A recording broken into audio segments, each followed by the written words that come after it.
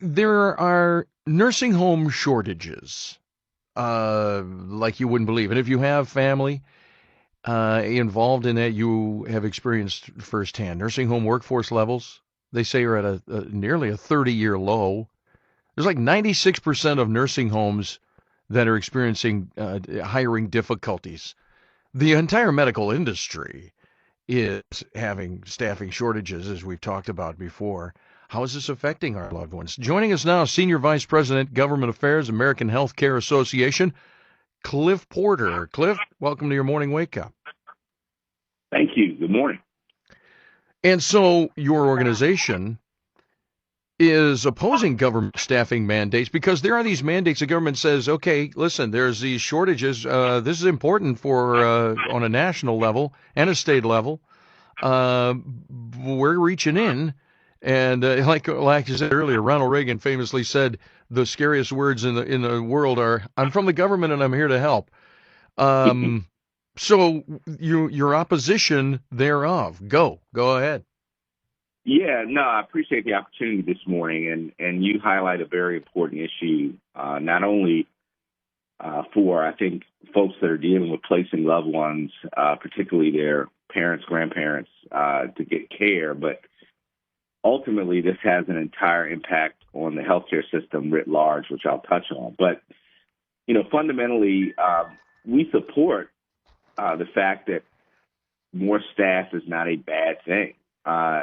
Ultimately, we have always aspired to have more staff, but unfortunately, as you highlighted, there is a structural deficit of registered nurses and other clinical caregivers, direct caregivers, nationwide. And this structural deficit isn't changing anytime soon unless we do something significant on the supply side. So our concern is that the administration's made a decision to essentially implement a standard and not fund it. So essentially saying, look, we don't really care how much this is going to cost you. Do it anyway, in spite of the fact that there aren't enough people in the system to meet the standard. And that's substantiated, frankly, by Bureau of Labor Statistics data and a bevy of government sources that shows there is a structural deficit. So, in my view, at least, this is a little bit of insanity. Yeah. Now, Clif, it seems like a no-brainer to me, but maybe I'm missing something here. If the government says, "Listen, we mandate so many healthcare, workers per resident," okay, sounds good. But like you said, where are you going to find those people? Does that mean they're lowering the standards that is needed to become one of those workers? Well, I don't know that it necessarily. No, so they're not taking any steps to more or less create more supply. I shouldn't say any. I mean, they've budgeted, I think, about $75 million, which is a drop in the ocean when it comes to cost to meet the mandate. But there's no supply side work being done of significance that comes anywhere near meeting the requirement and expectation that they're establishing. And when you say supply side work, what is that specifically? Is it training? Is it recruiting? All of the above? Yeah, it's all of the above. I think, fundamentally it's having enough educated, qualified people in the system. Now, keep in mind, one key portion of this requirement is requirement for registered nurses 24 hours a day.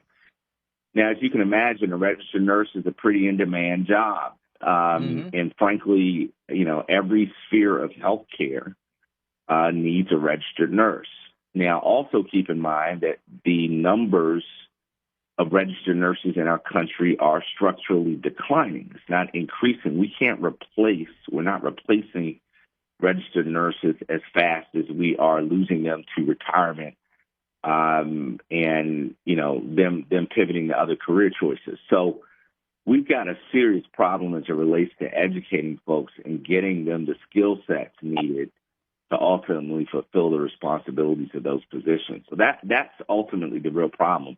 We've got to have, when I say supply side, we've got to have an educational component, We've got some regulatory challenges. If we made some changes to certain regulatory requirements that are in existence now, we could probably self-train more people. But again, this is a classic cart before the horse analogy. We need to deal with supply, and we agree with an aspirational goal of having more staff, but it's aspirational.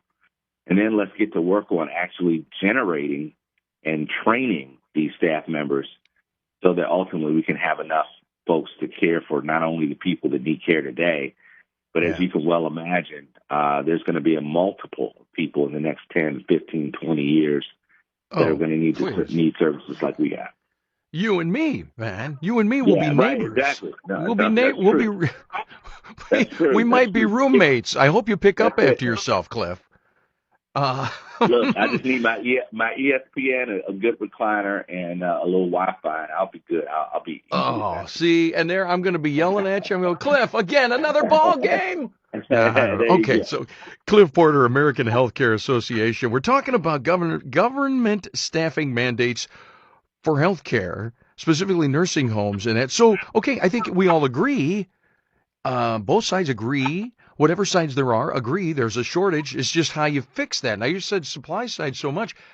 How do you address that? Do you get into schools more? Do you talk more? Are there more trade shows? I don't know. How do you reach the heart and mind of someone who hasn't even thought about becoming an aide or a nurse? Well, what's interesting is, particularly in the registered nurse front, interest is not the problem. So we have, and this applies in Michigan, this applies in every state in the country. We have far more applicants to nursing school than we have slots to take them. I'm a graduate of Virginia Commonwealth University in Richmond, Virginia. We have a nursing school. It's a teaching university, state-supported teaching university. And we have there roughly 50 slots for RNs in their BS program a year. And, there's, I think the last time I talked to someone there, they said it was something like north of 300 applicants that have a 3.5 grade point average or higher that want to come into the program, but they can only take 50. And the reason mainly is because of professors and instructors. You have to do clinicals, and that requires a certain level of experience.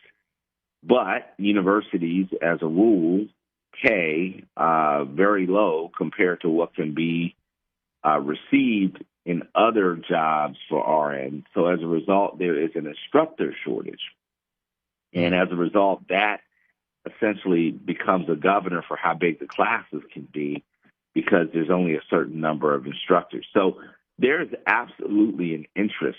There is vast interest in this field, and it is a fantastic living. Being a registered nurse is a fantastic living as it relates to the income and opportunities.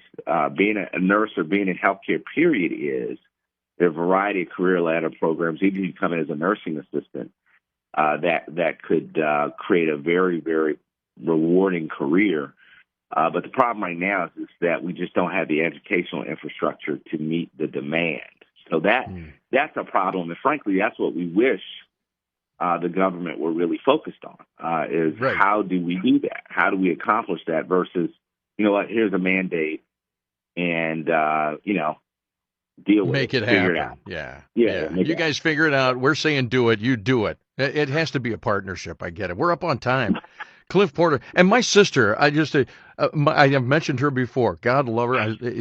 My sister Kathy, 35 years, registered nurse. She saw some stuff, boy, and she is a huge advocate for more nurses. And she's an idol for me. I just love her to death. Well, Clif, we appreciate your time. We'll stay in touch. And if we end up in the same place, in the same facility, and you're next door to me, okay, just invite me over for popcorn to watch the game, okay? You got it, man. I appreciate you, man. And thank you, everyone, for listening. All right. See ya. Take care. Clif Porter right there. American Healthcare Association. Coming up today is the Michigan Right